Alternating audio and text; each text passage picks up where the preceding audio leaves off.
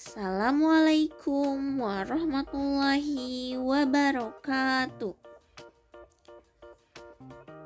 Apa kabar semuanya hari ini? Semoga Aa dan Teteh selalu ada dalam lindungan Allah Subhanahu wa taala. Nah, kita akan belajar pengajaran 5 tentang ulin jeung olahraga. Dinten ayeuna hidup bade diajar 3 pangajaran.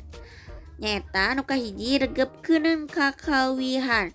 Yuk disimak.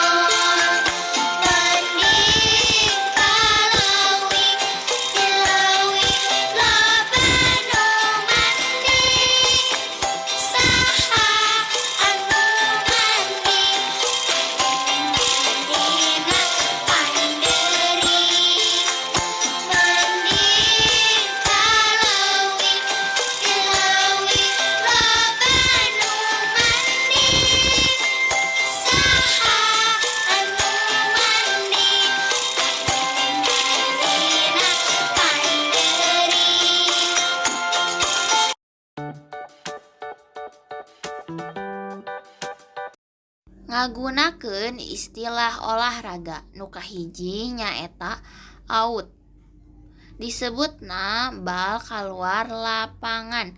Nu kadua nyaeta gol, disebutna bal asup kana gawang. Nu katilu tenis, olahraga nu make raket jeung bal leutik. Ngagunakeun istilah olahraga nu salajengna nyaeta aya senam, olahraga gerak awak. Salajengna atletik, cabang olahraga lari, loncat, jeung lempar lembing. Eta mangrupakeun istilah-istilah nu aya dina olahraga. Hideep kedah apalnya. Ngagunakeun istilah patempatan nu salajengna. Nu kahiji alun-alun, lapang nu lega, biasana dihareupeun balai desa.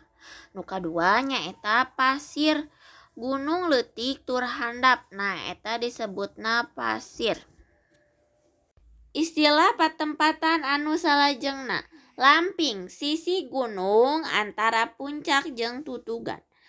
2. Babakan, nyaeta lembur anyar rada nenggang.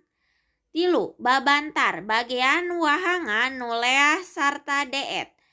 Terakhir nyaeta bobojong, bagean taneuh nu nyodor ka cai, biasana di sisi walungan. Tah eta mangrupi istilah-istilah patempatan. Kangge tugasna nyaeta halaman 56 bagian D. Hapunten bilih seueur kalepatan. Billahi taufik wal hidayah. Wassalamualaikum warahmatullahi wabarakatuh.